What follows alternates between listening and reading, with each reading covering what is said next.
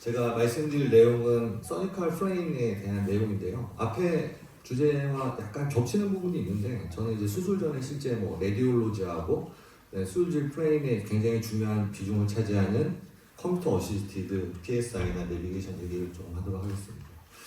저희가 이제 학생 때나 레전트 때 아스트로플라스티의 얼라이먼트에 대해서 굉장히 이렇게 강조하면서 뭐 인테그리 시험이나 전문의 시험에서도 문제가 많이 나오고 그랬는데 지금 숄더 아스트로플라스티 하면서 과연 이런 프리오퍼레이티브 플래닝에 대해서 얼마나 많은 고민을 하면서 수술방에 들어가고 있을까라는 거에 대해서 조금 한번 생각해 보게 됩니다.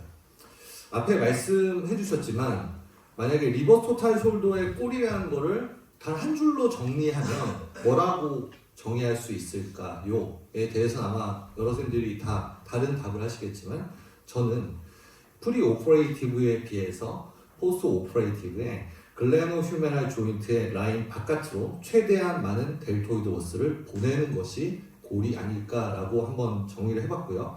근데 문제는 이제 그렇게 하기 위해서는 환자 개개인의 해부학적 형태에 맞출 필요가 있고 또한 그게 세컨더리한 컴플리케이션을 일으키지 않게 하는 게 중요하겠습니다. 여기서 이제 프리오퍼레이티브 인디비듀얼라이션 플래닝의 필요성이 생기는 거죠.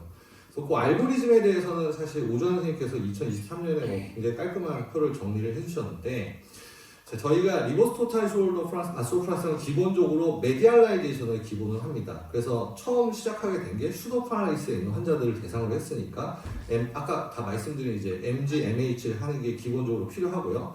특히 이제 CSA 앵글, 크리티컬 숄더 앵글에서 아크로미온이 바깥으로 많이 뻗어 있지 않은 환자들한테는 특히 이게 매우 중요하고 결국에 라테랄라이제이션이라는 게 익스터널 로테이션 레그가 나타나는 환자들을 위해서 하는 거기 때문에 이런 레그 없이 슈도파라리스가 있다고 하면 당연히 MGMH를 하는 게 프리오퍼레이티브 플래닝의 원칙이 되겠습니다.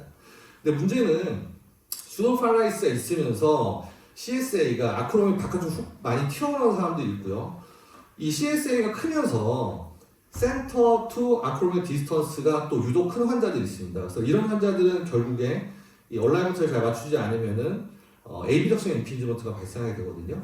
그래서 그런 경우에는 휴메럴 라테랄리제이션이 필요하기 때문에 MGLH를 쓰거나 CAD가 굉장히 큰 환자들은 에센트릭 트랙을 사용해서 디지털 쪽으로 돌려주는 게 필요하겠습니다. 그리고 또 이제 많이 흔히들 겪는 그런 시나리오가 스카풀라 넥 랭스가 좀 짧은 환자들, 보통 9mm 이하거나 굉장히 체구가 큰 빅 페이션트, 우리나라에 그렇게 많지는 않은데 그리고 글레노이드 본 디펙트가 굉장히 심한 경우는 글레노이드 라테랄라이제이션이 필요한데 일단 헤미스피어를 좀 크게 늘리거나 아니면 본그래프트를 하는 전략이 필요하게 되겠고요.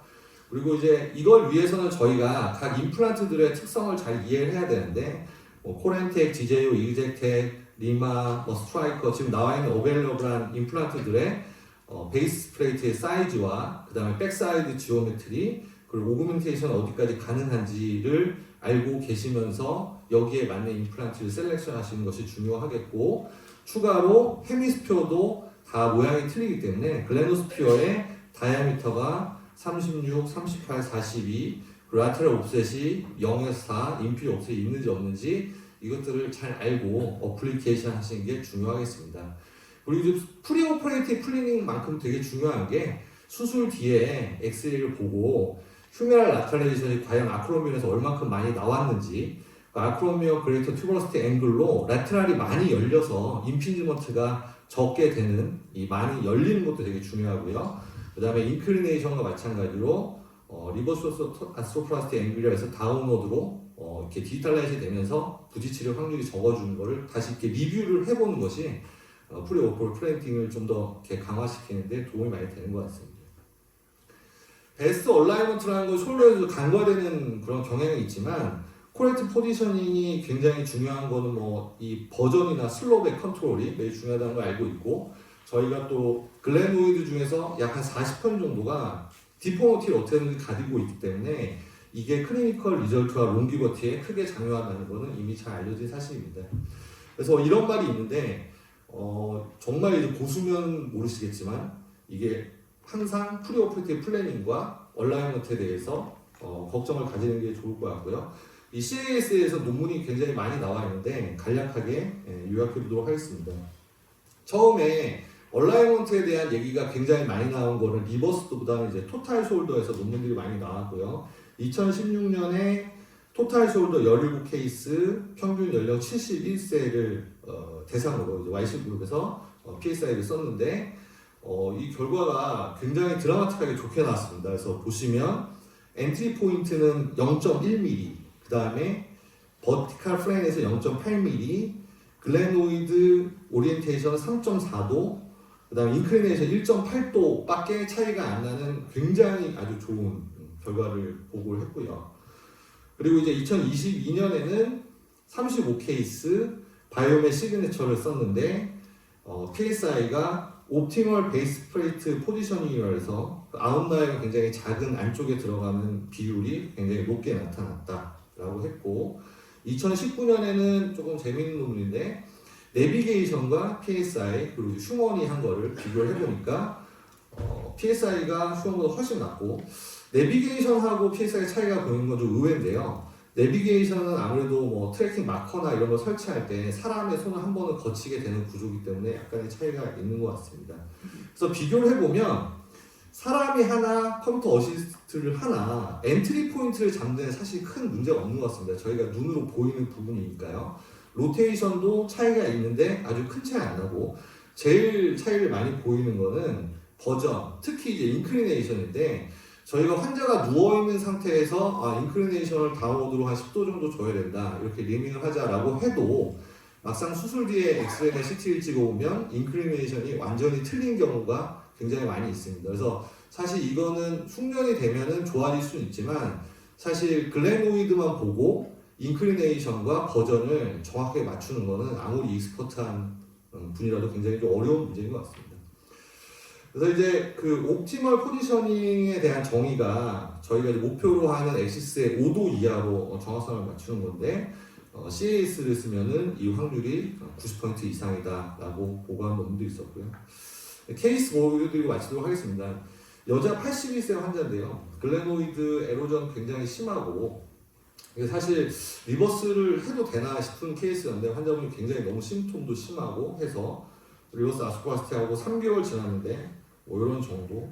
근데 이제 6개월 정도 지나니까 약간 루즈닝도 보이고 안쪽이 좀 언스테이블하고, CT를 찍어보니까 이 본 디펙트가 심하면서 센트럴 스크루가 이제 약간 앞쪽을 향하게 되니까 환자가 이제 팔을 쓰면서 마이크로 모션이 생기고 결국에 글래노이드 루즈닝이 생겨서 8개월째 이렇게 굉장히 이렇게 그 페일러가 온 좀 페인풀한 케이스였고요. 이 환자는 피메일 74세였는데 글래노이드 에로전 역시 마찬가지로 있는 케이스고요. 이런 케이스를 이제 CAS를 써서 저희가 본 디펙트를 미리 수술 전에 좀 측정하고 들어갈 수 있죠. 그래서 3차원적으로 보고 저희가 이렇게 이런 모델을 만들어서 미리 프리 오퍼레이티브 엑서사이즈도 한번 할 수 있고요. 실제 수술하고 들어가서 이제 K-와이어 같은 걸로 저희가 에로전 된 분들을 좀 이렇게 리밍을 잘 하고, 그 다음에 미리 준비된 PSI로 본 디펙트를 수술 전에 마킹된 대로 임플란테이션 한 다음에 프렌테이션 하면 환자 코스 오브 엑스레이 괜찮고 1년째 센트럴 스크류 얼라이먼트나 본 그래프트 한 것도 괜찮게 잘 유니된 그런 결과를 얻었습니다. 마지막 슬라이드입니다. 그래서 저희가 항상 좀 이렇게 숄더는 웨이트 베어링 조인트가 아니니까 어느 정도 좀 관용성이 있고 괜찮지 않을까라는 생각을 하지만, 옵티멀 임플란트 포지셔닝이나 얼라이먼트가 중요한 거는 니나 힙이나 앵클과 다르지 않다고 생각하고요. 특히 저희가 이런 프리 오퍼레이티브 디포머티처럼 디피컨트하는 컨디션을 만났을 때 어떻게 대처하느냐가 임플란트의 롱기버티와 클리니컬 리저트를 결정하는 데 중요한 요인이 되는 것 같습니다. 경청해 주셔서 감사합니다.